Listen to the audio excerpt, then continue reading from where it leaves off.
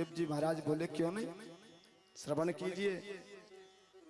कान कुब्जे ध्वजा कष्टदासी पवित्र जा मिला, नामना नष्ट सदाचार हो दास्या ससर्ग दूषिता। हे राजन, कानकुब्ज देश में अजामिल नाम का एक ब्राह्मण दासीपति था। सर्वदा दासी की संगत से दूषित होने के कारण उसके सब सदाचार नष्ट हो गए। उस व्यक्ति में सभी व्यसन थे, जुआ खेलना, दाव लगा देना, चोरी करना, निंदित कर्म करना, बुराई करना, ईर्ष्या करना, क्रोध करना, सभी व्यसन उपस्थित हो गए उसके पास में। और दासी के पास में वह रहने लगा। अब ये गनका रूपी दासी, जिसका संगम गनका से हो जाए उसके हाथ का पानी भी कोई नहीं पीता। अब तो उसके धर्म कर्म सब नष्ट हो गए। एक दिन गुरुजी ने विचार किया कि शिष्य से मिल आता हूं। शिष्य से मिलने के लिए गुरुजी आए और गांव में पूछने लगे, भैया अजामिल का घर कहाँ है।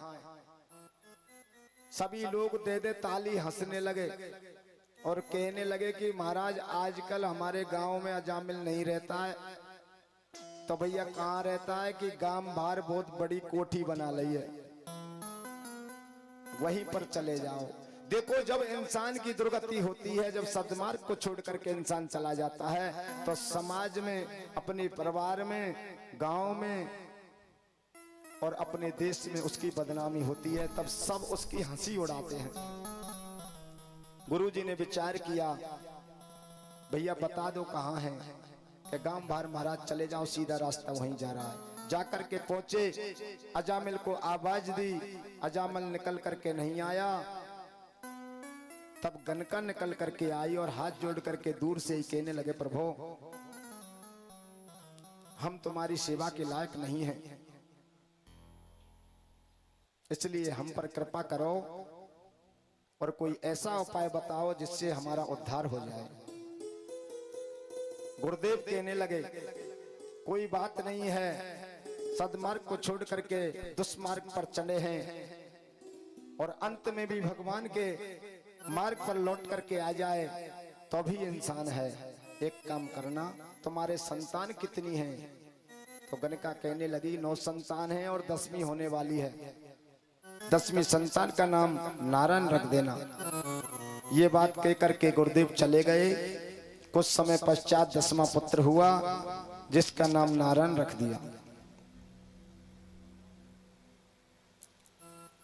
और अजामिल का अंत समय आया।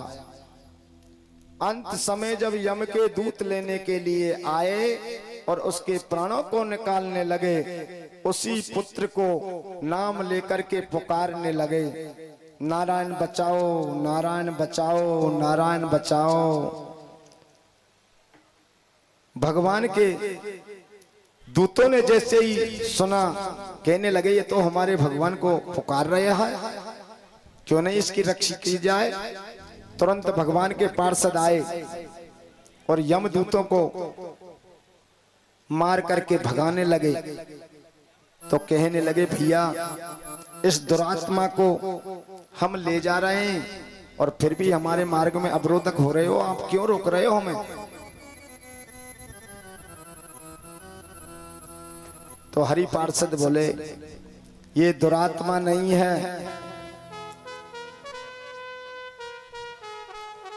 इसने मरते दम भगवान का नाम उच्चारण किया है, अंत में इसने नाम लिया है। अंत में जो भगवान का नाम ले लेता है उसकी गति होती है, दुर्गति नहीं होती। इसलिए तुम छोड़ के चले जाओ। यम के दूत छोड़ करके चले गए। हरि पार्षद की तरफ जब अजामिल देखना चाहता तो हरि पार्षद जान गए कुछ हमसे कहना चाहता है, वो भी अंतर ध्यान हो गए। अजा मिलके प्राणों की रक्षा हो गई। अपने को धिक्कारने लगा और कहने लगा कि मेरे से बहुत भूल हुई है। अब पश्चाताप के कारण मैं गंगा के तट पर जाता हूं। उसने जाकर के भगवान का ध्यान किया और मुक्ति को प्राप्त हो गए। बोल नारायण भगवान की जय हो।